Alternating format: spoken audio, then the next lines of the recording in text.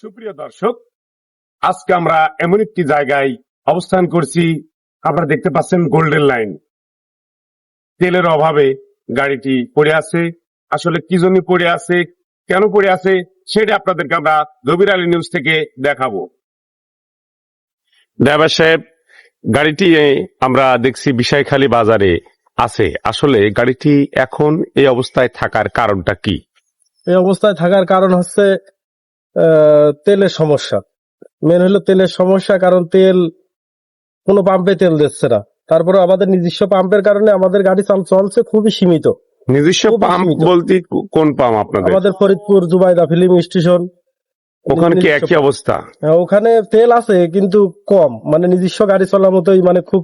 এই গাড়িটা কোন জায়গা থেকে কোন জায়গা পর্যন্ত চলে? এই গাড়িটা চলে আপনার কালীগঞ্জ থেকে সায়দাবাদ গুলিস্তান। কালীগঞ্জ থেকে সাদাবাদ গুলিস্তান যে যাওয়া আসা করতে কত লিটার তেল লাগে? সায়দাবাদ গুলিস্তান যাওয়া আসা করতে তাও আপনার আনুমানিক 115 লিটার 116 লিটার এরকম লাগে। এরকম তেল লাগে। আমাদের কোম্পানির নির্দেশ এখন একটাই, আমাদের তেল অপচয় করা নিষেধ। আমাদের যাত্রী ফুল হবে, আমরা যাব আসবো, কিন্তু ওই যাত্রী কম হলেই চলে গেলাম, এইটা অপচয় করা নিষেধ বাধ্যতামূলক করেছে যে অপচয় করা যাবে না।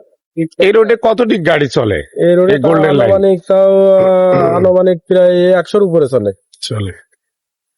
সুপ্রিয় দেশবাসী, আপনারা শুনতে পাচ্ছিলেন তেলের অভাবে গাড়ি ঠিক মতো চলছে না।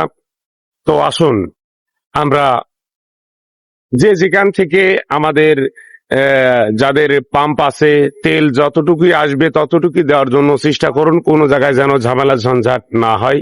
আজ এ পর্যন্তই। সকলে ভালো থাকবেন, সুস্থ থাকবেন। অজানা তথ্য পেতে আমাদের সাথে থাকুন। আল্লাহ হাফেজ।